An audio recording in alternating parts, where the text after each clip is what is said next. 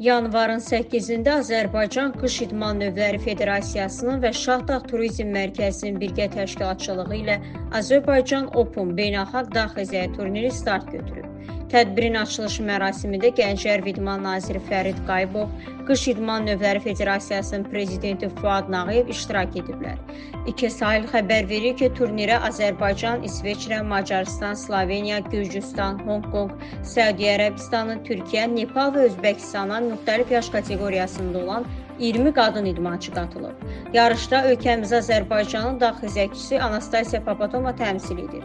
Turnirin ilk günündə idmançılar dağ xizəyinin slalom növündə yarışaraq yüksək nəticə uğrunda mübarizə aparırlar. Qeyd edək ki, turnir yanvarın 10-na qədər davam edəcək. Növbəti günlərdə idmançılar slalom və gigant slalom növlərində birincilik uğrunda mübarizə aparacaqlar.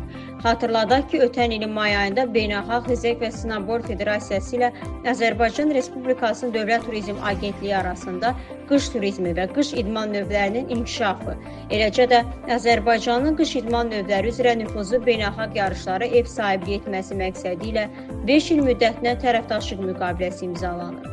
Müqavilə çərçivəsində qış turizmi infrastrukturunun təkmilləşdirilməsi, Azərbaycanın xarici turistlər üçün cəlbedici qış turizm destinasiyasına çevrilməsi və Şahdağ Turizm Mərkəzində beynəlxalq xizək yarışlarının təşkili üzrə birgə əməkdaşlıq nəzərdə tutulub. Əməkdaşlığın əsas məqsədi Azərbaycanın qış idman növləri üzrə dünya səviyyəli yarışların keçirildiyi destinasiya kimi tanıdılması və ölkənin turizm brendinin beynəlxalq arenada geniş miqyaslı tanıtımının təmin edilməsidir. Müqaviləyə əsasən Azərbaycan 5 il müddətinə Beynəlxalq Xizək və Snowboard Federasiyası tərəfindən təşkil olunan qlobal yarışlarda qlobal destinasiya tərəfdaşı qismində çıxış edəcək. Tərəfdaşlıq müqaviləsinə əsasən cari il martın 14-15-də ilk dəfə olaraq Azərbaycan Moqul üzrə Dünya Kubokunun final mərhələsi ev sahibliyi edəcək.